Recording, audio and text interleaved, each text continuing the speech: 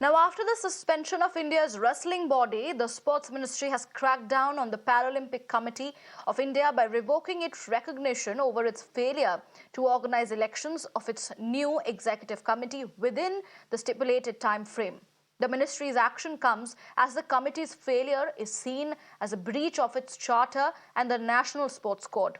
After the previous polls in September 2019, which were marred by legal disputes leading to a delayed declaration of results, the ministry, in its communication, expected the body to organize polls without delay after the executive committee's tenure concluded on January 31st, 2024. However, contrary to communication, the PCI slated the subsequent polls in March 28th, almost 2 months after the dissolution of the previous committee, thereby being in direct violation of the PCI constitutional guidelines and the overarching sports code. The Sports Ministry in their statement said that the PCI's decision to hold the election in March 28 was an intentional call without any valid reason.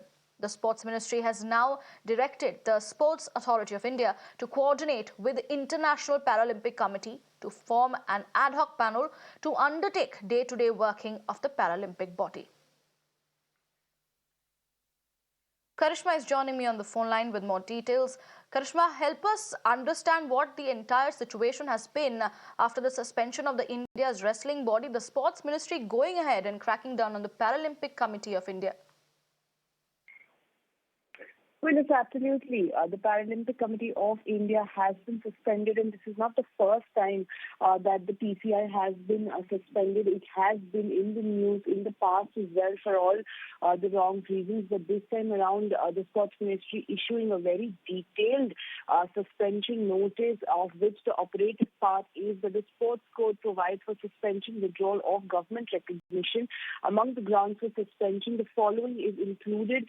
This, of course, is in relation to PCI, which is a failure to hold elections as prescribed in the constitution of the National Sports Federation or in accordance with the government guidelines, or gross irregularities in election procedures, and also non-compliance with the conditionalities laid down by the government. So obviously, a Sports Ministry making it very, very clear that the PCI is not following the sports code that has been laid down, and that is why it has been suspended. And remember, this is also the year of Olympics and Paralympics, so this is going to be a big, big setback. But Sports Ministry, of course, will ensure that no harm is done to the athletes, and their preparation for the Paralympics is well on course.